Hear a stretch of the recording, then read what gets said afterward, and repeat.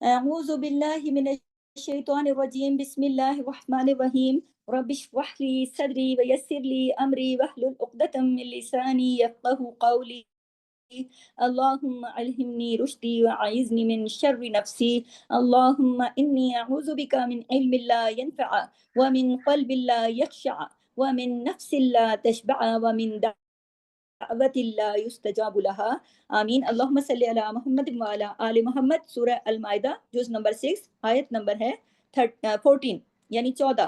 وَمِنَ الَّذِينَ قَالُوا، اور ان میں سے جنہوں نے کہا، انا بے شک ہم نصارا نصرانی ہیں۔ مطلب آگے یہ فرمایا گیا نا کہ میں ان لوگوں میں سے جنہوں نے کہا، یہ ان کے بارے میں بات ہو رہی کہ جنہوں نے کہا کہ ہم نصارا ہیں، انہوں نے خود کو اپنے نصارا ہونے کا دعویٰ کیا۔ ان لوگوں نے اپنے نصارا ہونے کا دعویٰ کیا۔ یہ جو لفظ ہے نا نصارا، یہ لفظ نصرانی سے ہے، نصرانی سے۔ اس کی دو وجوہات ہیں۔ اس کی ایک وجہ یہ ہے کہ ایک بستی تھی، اس کا نام تھا ناصرہ۔ یہ لوگ اس کی طرف اپنی نسبت کرتے ہیں نا، جیسے ہم خود کو پاکستان سے ہیں تو ہم کہتے ہیں کہ ہم پاکستانی ہیں، اگر ہم ہندوستان سے ہیں تو ہم کہتے ہیں ہم ہندوستانی ہیں۔ تو اس طرح لوگ جو تھے نا یہ اپنے آپ کو نصرانی کہلاتے تھے۔ تو اب یہ نسبت کیا تھی؟ وطنی نسبت تھی یا جو بھی۔ تو اس میں کوئی قابلیت کی بات نہیں ہوتی ہے کہ کوئی کسی کا شملہ اونچا نہیں ہو جاتا یا کسی کا نیچا نہیں ہو جاتا، یا کسی علاقے کے ساتھ نسبت ہو جانا یہ فخر کی بات ہو سکتی ہے، مگر اس میں کوئی قابلیت نہیں ہوتی بندے کی، کہ وہ تو پھر ظاہر ہے کہ اللہ تعالیٰ نے خود وہاں رکھا، پیدا کیا۔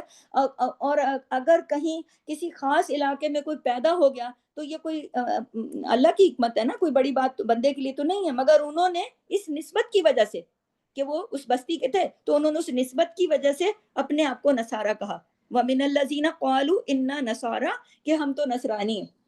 اچھا، ایک وجہ اور بھی یہ بتائی جاتی ہے کہ انہوں نے اس بات کا اقرار کیا تھا کہ ہم اللہ کے مددگار ہیں، نحن انصار اللہ، یہ بھی کہا تھا انہوں نے۔ تو ان کو نصارہ کہا گیا اس وجہ سے۔ قالوا انا نصارى، وہ کہتے ہیں کہ ہم نصارہ ہیں، ٹھیک ہے۔ یہاں پہ بتایا جا رہا ہے اخذنا میثاقهم، تو ان سے بھی ہم نے پکا عہد لیا۔ اخذنا میثاقهم، ہم نے ان سے بھی پکا عہد لیا۔ اور یہ کس چیز کا عہد تھا؟ اپنے نبی کو مانو اور اس کی مدد کرو، اور جو بعد میں نبی آئیں گے، کون سے تھے بعد میں؟ محمد صلی اللہ علیہ وسلم، ان کی بھی مدد کرنا۔ مدد کیا ہوگی؟ کہ آپ نبی کا اقرار کرو بھائی، اس کے لائے ہوئے کلام کا اقرار کرو، مانو، مددگار بنو، اس پیغام کو آگے پھیلاؤ۔ تو انہوں نے کیا کیا؟ فَنَسُوا حَظًّا مِّمَّا ذُكِّرُوا بِهِ، تو کیا کیا انہوں نے؟ ان کو تو یہ بتایا گیا نا کہ تم اپنے نبی کی مددگار بنو، اس کی بھی اس کے مطابق عمل کرو، اور اس کے مدد کرو اور عمل کرو، اور بعد میں جو نبی آئیں گے اس کی تو وہ بھول گئے۔ تو وہ بھول گئے ایک بڑے حصے کو، یا اس میں کہا گیا نا فَنَسُوا حَظًّا مِّمَّا ذُكِّرُوا، وہ ایک بڑے حصے کو بھول گئے، مِّمَّا ذُكِّرُوا بِهِ، اس میں سے جو وہ یاد کرائے گئے تھے، کہ جس کی انہیں یاد دہانی، ذکروا نصیحت کری گئی تھی، یاد دہانی کرائی گئی تھی، یعنی جس پر عمل کرنے کو کہا گیا تھا خاص طور پر۔ مطلب یہ ہے، تو نتیجہ کیا ہوا؟ نتیجہ پھر یہ ہوا، یعنی ان کو تو نصیحت کی گئی تھی نا کتاب کے ذریعے کہ یہ کام کرو، انہوں نے تو اس ساری نصیحت کو، اس سارے حصے کو ہی بھلا دیا، جان بوجھ کے بھلا دیا۔ ٹھیک ہے، پیچھے بھی ہم پڑھ کے آئے کہ انہوں نے اللہ کے کلام کو ہی بدل ڈالا تھا۔ فَأَغْرَيْنَا بَيْنَهُمُ الْعَدَاوَةَ وَالْبَغْضَاءَ، تو ڈال دیا ہم نے ان کے درمیان، بینہم ان کے درمیان عداوت اور بغض کو ڈال دیا۔ یعنی ان کے درمیان اللہ نے پھر کیا کیا؟ عداوت اور بغض کس کے درمیان ڈال دی؟ نصارہ کے درمیان، یعنی باہم جو تھی نا، فرقہ پرستی ہو گئی ان کے۔ تو اب آپ یہ دیکھیں کہ جو چرچ بنے ہوتے ہیں نا، جن میں یہ لوگ عبادت کرتے ہیں، یہ سارے ایک عقیدے پہ نہیں ہوتے۔ جو لوگ یورپ کے ملکوں میں ادھر ادھر رہتے ہیں، باہر کے ملکوں میں، ان کو خاص طور پہ یہ بات پتا ہوگی کہ چرچ، یا نہیں بھی پتا ہوگی تو چرچ جو ہے نا وہ سارے الگ الگ ان کی جو عقیدے ہیں نا، وہ ایک کوئی کیتھولک ہے، کوئی الگ الگ ان کی قسمیں ہیں، ان کی نا بے شمار قسمیں، بہت قسمیں ان کی۔ یہ جیسے سارے ایک عقیدے پہ نہیں ہیں۔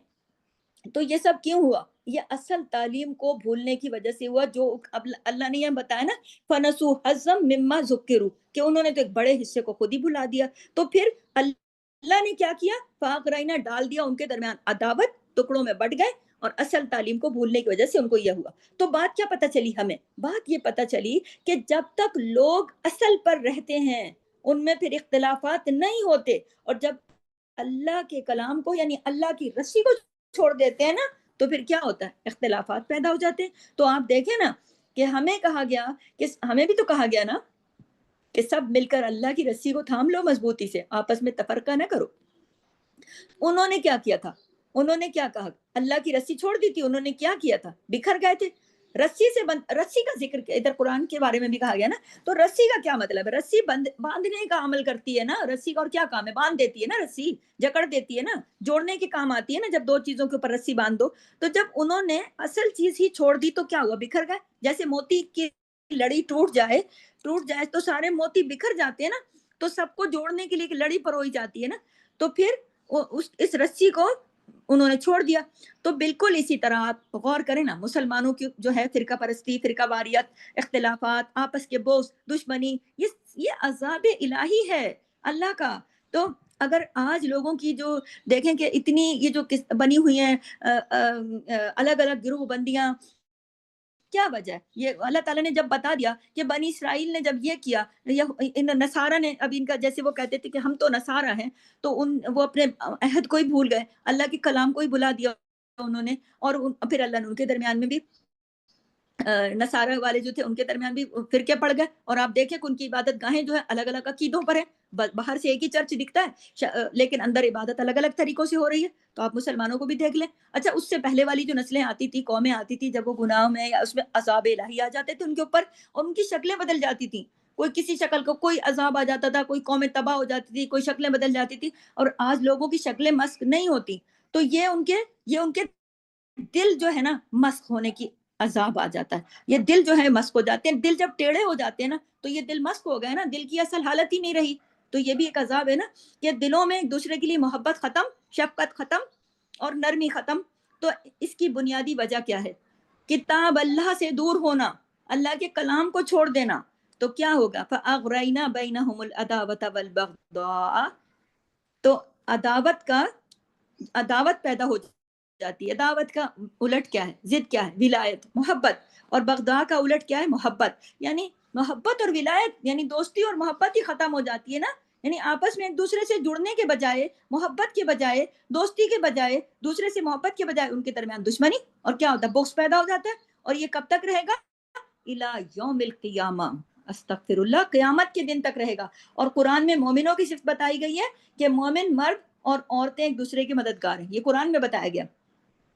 تو ایک دوسرے کے دشمن نہیں ہیں بلکہ ایک دوسرے کے دوست ہیں. اور اس کے برعکس جب کسی کا ایمان کمزور ہوتا ہے اور جب کسی کا تعلق اللہ سے اور اللہ کے کلام سے, قرآن سے کمزور ہوتا ہے, تو پھر آپس میں بغض اور دشمنی ہو جاتی ہے.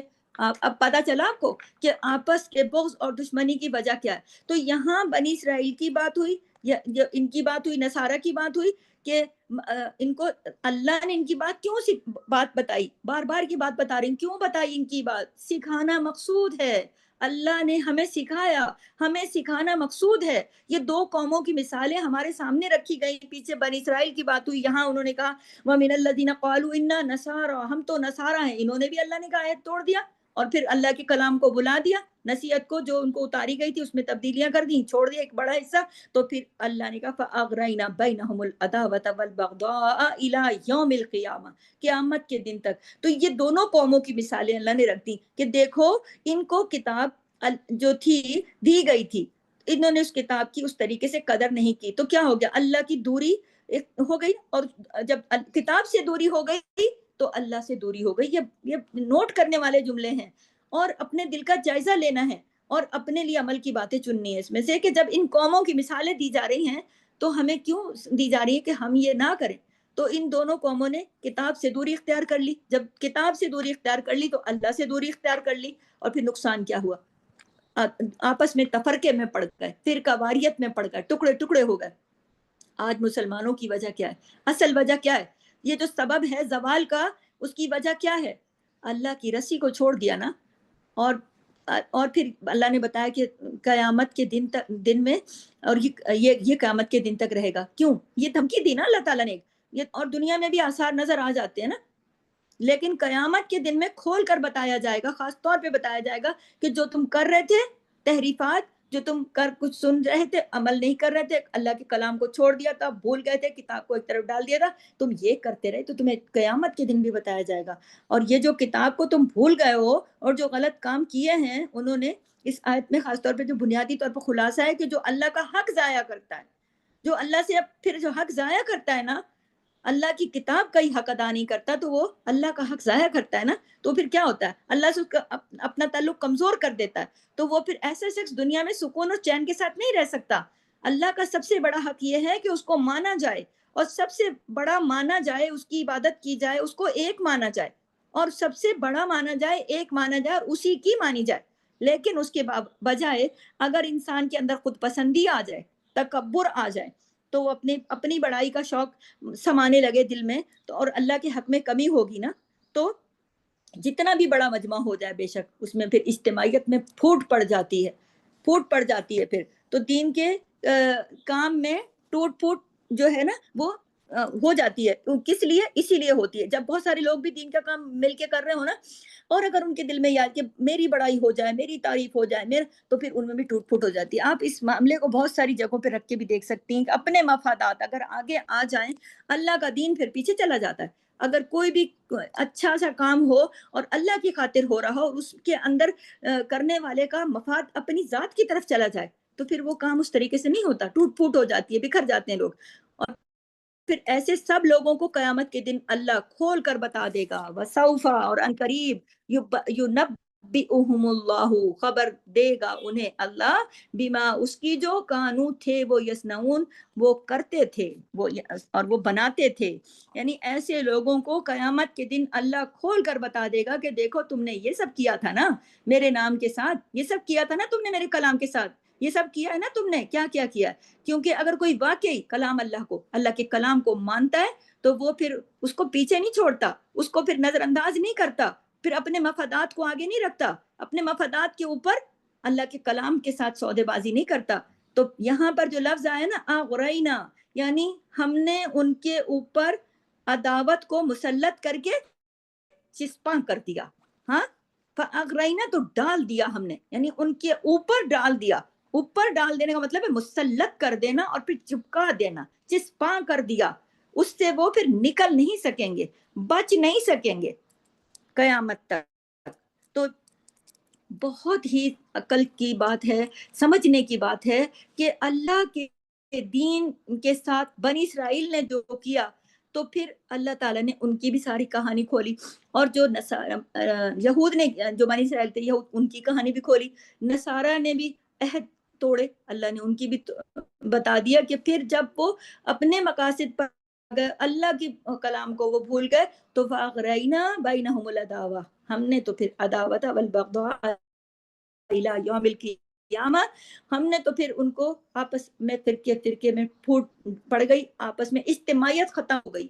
اب آپ دیکھیں آج کے ماحول پہ ذرا نظر ڈالیں، آپ کو یہ سب چیزیں نظر آئیں گی اور اس کی وجہ بھی سمجھ میں لوگوں نے اللہ کی رسی کو چھوڑ دیا، لوگوں نے اللہ کے کلام کو چھوڑ دیا، لوگوں نے اب اللہ کے کلام پر عمل ہی چھوڑ دیا، صرف ہر کوئی اپنے اپنے مفاد کی خاطر لگ گیا، ہر کوئی اپنے اپنے مفاد کی جنگ میں لگ گیا، تو پھر کیا ہوگا؟ بغض ہو جائے گا نا، محبت ختم، رحمت ختم، اور پھر اللہ تعالیٰ قیامت میں سب کچھ کو اللہ توفیق دے اور گناہوں سے بچا اور کلام الہی سے جوڑے۔ سبحانک اللہم و بحمدک، نشہد ان لا الہ الا انت، نستغفرک و نتوب الیک۔ السلام علیکم ورحمۃ اللہ۔